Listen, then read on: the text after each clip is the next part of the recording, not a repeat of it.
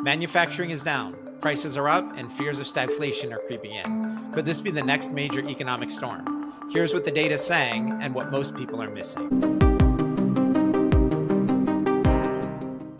Gary, moving to thing number two, we're talking manufacturing. We're seeing that activity is down. Manufacturing prices are up. Feel like I'm in a time warp once again. Should we be worried about stagflation? I had to check the date of this version of the five things. Gary, thing number two, concerns of stagflation on the horizon. I'm going to add this in here. Here we go again. Yeah, here we go again. So one of the economic reports I like to look at is the ISM manufacturing report. And what it does is it gives you a sense of what's happening to manufacturing prices and to manufacturing production levels. And the reason that matters is it's a precursor to consumer inflation. Obviously, if manufacturing costs are going up, you can expect to see the price of consumer goods going up, a few months down the road. So that's why we take a look at it. Now, normally the manufacturing prices and production tend to move together. And if you think about it, it makes sense, right? If prices are up, wouldn't you want to manufacture more? You would produce more. Of course you would. When prices come down, your incentive to produce comes down.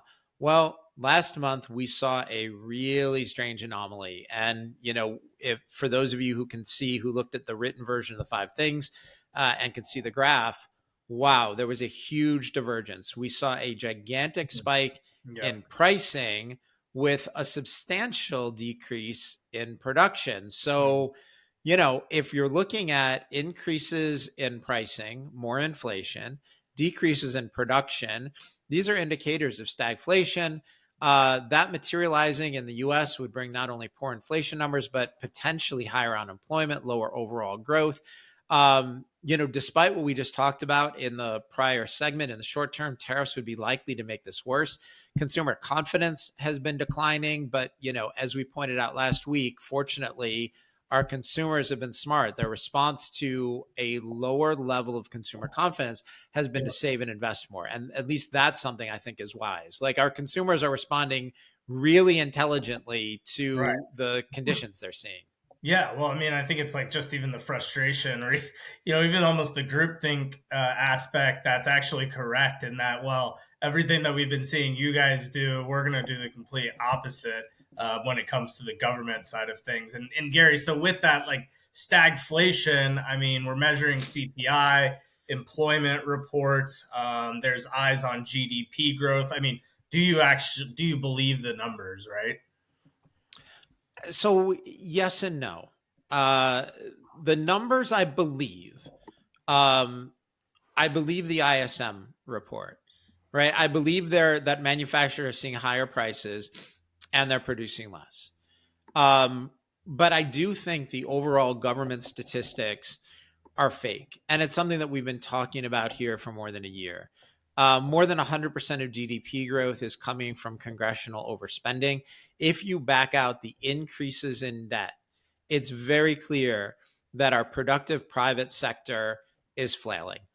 And the fact is that if the productive private economy has been in recession for a year, and that's been masked by government overspending, then anything that's done to bring sanity to the situation, like Doge is trying to do, and reduce spending and reduce government employment, is going to unmask that weakness that already exists. And so people are going to say, oh no, now we're in a recession. The Trump administration and Elon Musk and Doge caused the recession. No, we've been in recession for a long time.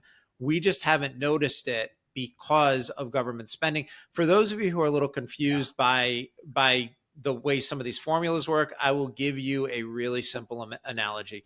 Imagine that you lost your job and you had no income, but instead of cutting back and working, instead of cutting back on your expenses and finding another job, what you did was you maxed out your credit cards and, lived an ever more expensive, more luxurious lifestyle. Well, that can be fun for a while, but that's not a really good long-term plan.